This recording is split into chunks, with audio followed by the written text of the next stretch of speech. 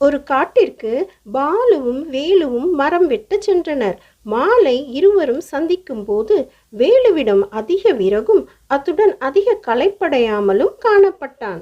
பாலுவுக்கோ ஒரே ஆச்சரியம். நம்மை போல்தானே வேலுவும், அவனுக்கு மட்டும் இது எப்படி சாத்தியம் என ஆர்வ மிகுதியால் அவனிடமே கேட்டும் விட்டான். வேலுவோ, நீ என்ன செய்தாய் என்று கேட்க, நான் இடைவிடாமல் வெட்டி கொண்டே இருந்தேன் என்று சொல்ல, சிறிதும் ஓய்வில்லாமலா என கேட்டான் வேலு.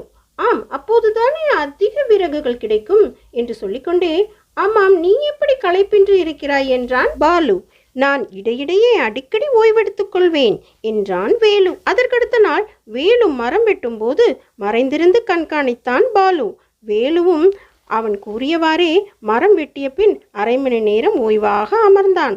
ஆனால் அப்படி ஓய்வெடுக்கும் போது தன் கோடாலியை தீட்டிக் கொண்டிருந்தான் அந்த புத்திசாலி வேலு.